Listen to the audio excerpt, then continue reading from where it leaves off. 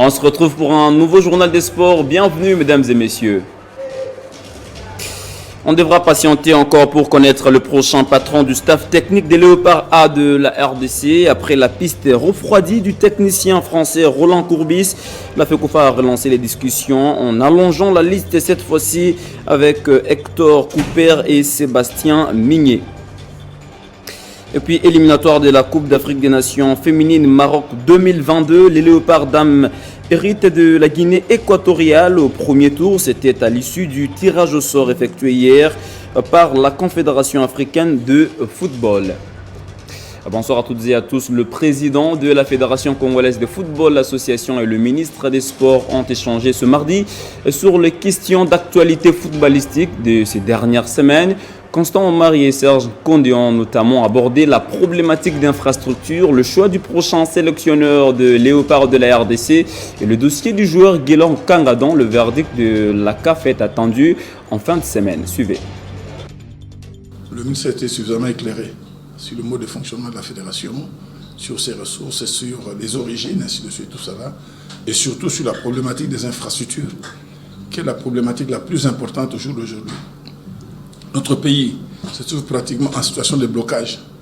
La capitale ne peut plus recevoir des matchs internationaux. Nous sommes obligés de nous dégager pour aller jouer à Lubumbashi dans un stade qui est privé. Ça signifie que cela interpelle l'autorité au plus haut niveau. Et c'est pour cela que nous avons longuement débattu de la problématique des infrastructures à travers le pays. Nous avons parlé de nos clubs, nous avons parlé des textes, ainsi de suite. Donc, brièvement, c'était vraiment un tour d'horizon complet.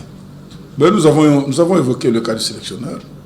Nous lui avions verbalement expliqué les conditions que nous avons reçues de celui que nous avons pointé, au Courbis. Nous allons continuer à le peaufiner. Nous avons examiné ces conditions et je crois que la primeur de la réponse lui sera réservée. Il faut connaître la déontologie des dossiers à la CAF. Tant que ce dossier ne connaît pas de dénouement, je pense qu'il faut s'abstenir à faire des commentaires. Il ne faut pas nourrir les gens d'un espoir ou de désespoir. Les éléments ont été envoyés, suffisamment fouillés, et nous attendons le verdict qui sera rendu. Initialement, il devait être rendu le lundi, mais malheureusement, le dossier que nous avions introduit en sus des premiers éléments qui étaient partis était tellement important que la CAF a préféré prendre encore du temps pour l'examiner. Et au jour d'aujourd'hui, nous ne pouvons pas faire de commentaires là-dessus. Sébastien Migné et Hector Cooper seraient en pole position sur la liste de la Fédération congolaise de football association pour prendre le règne de l'équipe nationale A de la RDC. La piste de Roland Courbis est visiblement refroidie après que le technicien français a calmé le jeu sur son compte Twitter le week-end. On devra encore patienter pour connaître le successeur de Christian Tsengibiembe à la tête du staff technique des Léopards de la République démocratique du Congo. Chris Chabani-Nonda est le nouveau conseiller du président de la Fédération congolaise de football et association. L'ancien joueur des Léopards devra accompagner Constant Omari dans ses prises de décision. Et vous le savez, Claude Makelele, le franco-congolais, a été nommé ambassadeur du football congolais. Il aura pour mission de défendre la philosophie du football congolais sur l'échiquier international. Ce choix fait couler beaucoup d'encre et de salive. Nous en parlons avec Maître Fiston Mwangué qui est justement notre invité. Il est déjà sur notre plateau. Bonsoir et bienvenue Maître Fiston. Salut Christian. Alors pourquoi la nomination de Claude Makelele fait polémique sur la sphère footballistique de la RDC? Je pense que c'est un problème de sentiment. Sentiment de regret pour certains parce que Claude Makelele n'a jamais représenté les intérêts de la RDC. Il n'a jamais porté le maillot de la RDC non plus. Et c'est la toute première fois qu'il soit impliqué pour la question du football congolais. Et raison pour laquelle certaines personnes estiment que ce n'est pas vraiment un bon choix. Mais certaines d'autres estiment que c'est vraiment un bon choix parce que on est resté longtemps. Quand bien même qu'il y avait notre ambassadeur, mais on ne voyait pas vraiment la qualité. Et puis, cet ambassadeur ne représentait pas la même valeur que Claude Makelele en or. Mais est-ce qu'on refuse ce choix puisque Claude Makelele a refusé de porter le maillot de la RDC? S'il faut voir déjà son profil, il a vécu en Europe, il pourra peut-être avoir cette possibilité-là d'approcher les binationaux et les convaincre de pouvoir venir jouer pour la RDC. Vous savez, quand vous êtes nommé ambassadeur, c'est-à-dire que vous allez adopter ce qui se passe ici pour vendre ailleurs et prendre ce qui est ailleurs, le ramener au pays. C'est-à-dire que Claude Makelele aura tout son temps d'être ici au Congo et il faut bien le dire que l'équipe mise en place ne sera pas seulement avec Claude Makelele, plutôt avec d'autres personnes qui connaissent mieux le football congolais, notamment Chabani Nonda, qui aura aussi un bon langage avec Claude Makelele, sans oublier Dinzei qui est nommé comme entraîneur de U20. Je pense qu'avec cette équipe, il y a mixage des cultures du football congolais ainsi que le football européen. Pour ces deux sujets, Dinzei et Chabani Nonda, qui ont bien connu le football congolais et le football européen, auront bien pas mal de choses à expliquer à Claude Makelele ainsi que le président de la fédération. Et Claude Makelele jouera un grand rôle, notamment en rapprochant les binationaux et aussi en facilitant le football congolais sur le plan international. Mais il va jouer un rôle assez important, vous venez de le dire, mais quelque part aussi, est-ce que Constant Omar, soit la FECOFA, ne s'est pas trompé vu que Claude Makelele ne connaît pas les réalités du pays? Écoutez, je ne pense pas que Constant Omar s'est trompé parce qu'avoir ce qu'il a organisé comme réforme autour de lui, c'est autre chose, c'est une autre image qui est en train d'être donnée. Je pense que Claude Makelele apprendra beaucoup du football congolais et fera selon les contextes. Et il ne fera pas ce qu'il ne saura pas, il ne fera pas ce qu'il ne sera pas en mesure d'assumer. Et à chaque fois qu'il voudrait bien faire quelque chose, il y aura des conseils à gauche, à droite. C'est pourquoi j'ai dit, Dinzei et Chabani Nonda ont beaucoup de sélections, ils ont beaucoup vécu de ces pays, les pires même. À leur époque, ils n'ont pas vécu ce que les jeunes internationaux aujourd'hui sont en train de vivre.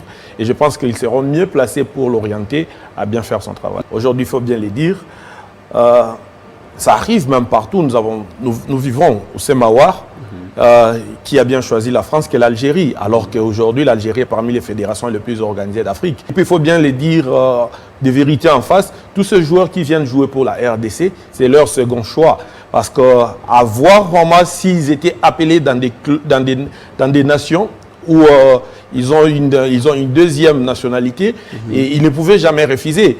Aujourd'hui, si Bakambo était appelé pour la France, je ne pense pas que Bakambo aurait choisi la RDC ou Tisserand. C'est tout simplement parce qu'il n'y a pas d'autre choix et qu'ils sont venus. Mais il faut qu'on arrive maintenant au niveau où la RDC devient le premier choix, tel que le Sénégal l'offre aujourd'hui, tel que l'Algérie l'offre aujourd'hui, le Maroc. C'est une politique mise en place. Il faut que la RDC devienne maintenant le premier choix de ces jeunes qui grandissent en Europe et se disent aujourd'hui, au premier appel de la RDC, je joue chez Monaco, je joue dans un club avec beaucoup d'éclairage, au premier choix que ce soit la RDC. Merci beaucoup, Maître Fiston Mouangué, d'avoir répondu à nos questions, surtout d'avoir accepté notre invitation. C'est moi qui vous remercie. La Confédération africaine de football procédait ce lundi au tirage au sort des éliminatoires de la CAN féminine qui se déroulera du 2 au 23 juillet 2022 au Maroc. Les qualifications auront d'abord lieu par zone géographique. La RDC jouera bien sûr la Guinée équatoriale. Et puis Vodacom Ligue 1, le marathon va se poursuivre demain pour le compte de la 26e édition. À Lubumbashi, le club sera reçu par le cercle sportif Don Bosco. Le tout-puissant Mazembe Anglebert, deuxième au classement avec 57 points. Derrière V-Club justement, jouera le Daron Club Motema Pembe. Alors DSMP a déjà dit adieu au trophée de la 26e édition. Il devra plutôt se concentrer sur la Coupe du Congo afin de tenter la chance de retrouver la Coupe de la Confédération la saison prochaine. Pour Ayi Idambito, ancien président de la section football, le comité Chimanga a lamentablement échoué. Il faudra repartir sur de nouvelles bases. On l'écoutait. Vous savez, le désastre actuel, c'est un tout. Je crois qu'il y a une année et demie, j'étais également sur vos chaînes pour vous dire qu'il fallait un diagnostic, examiner le vrai problème. Aujourd'hui, le résultat que connaît le Dering aujourd'hui, c'est un tout. Ce n'est pas un problème technique, c'est un problème de gestion. Nous avons eu un problème de la gestion du dossier FIFA. ce qui est arrivé est justement arrivé par une mauvaise prise en charge de la question et ça nous a conduit au résultat actuel. Il faut rapidement renfermer cette parenthèse. Dans quelques jours, j'ai dit aux Imaniens, oui, l'échec est total, le désarroi est là, mais également, en ce moment, j'apporte un message d'espoir et d'encouragement aux Imaniens pour leur dire que dans quelques heures, dans quelques jours, devant les instances du club et devant les supporters, ça sera fait à Yolo.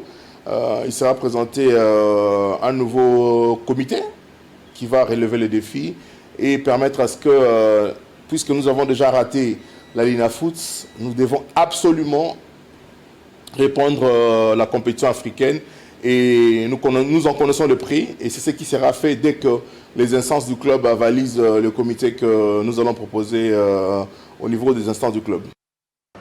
Parlons noblard dans ce journal avec le gala international de boxe qui se jouera dans 11 jours à Kinshasa. Les athlètes qui y participeront affûtent les armes pour être au point le jour J, le cas des athlètes du Boxing Vec Club.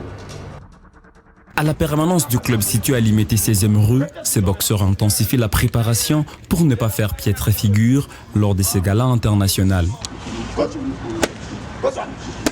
Chaque matin, les entraînements sont sanctionnés par des sparring, souvent à 10 rounds pour les athlètes qui vont combattre.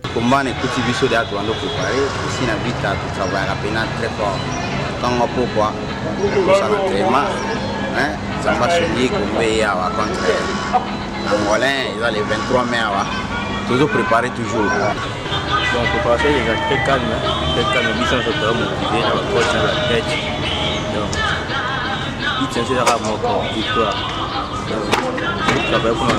Ces séances d'entraînement du Boxing Club Vita se passent sous l'œil vigilant du directeur technique du club et du président sectionnaire, Adolphe Katende. Que mes athlètes sont prêts, parce que, comme je l'ai toujours dit, nous, on est des Marines. Guerre ou pas guerre, on se prépare. On affûte nos armes à tout moment. On n'attendait pas le gala pour nous préparer. Les gars sont prêts, nous continuons à travailler. Nous travaillerons, même après le 23, nous continuerons à travailler. Je pense que même s'il fallait se battre ce soir, mes athlètes sont prêts. Mon souci à moi, c'est qu'un jour, quand on parlera des clubs, dans toutes les disciplines confondues, on parle des clubs dans cette République démocratique du Congo, qu'on parle du Boxing Vec Club. C'est là que je suis en train de donner tout ce que j'ai dans mes tripes, vraiment tout ce que j'ai dans mes tripes pour qu'un jour, on parle du Boxing Vec Club. C'est le 23 mai prochain qu'aura lieu ce gala international au Shark Club de Kinshasa. C'est sur cette note que s'achève ce journal des sports. Merci à vous de l'avoir suivi. On se retrouve demain avec le même plaisir.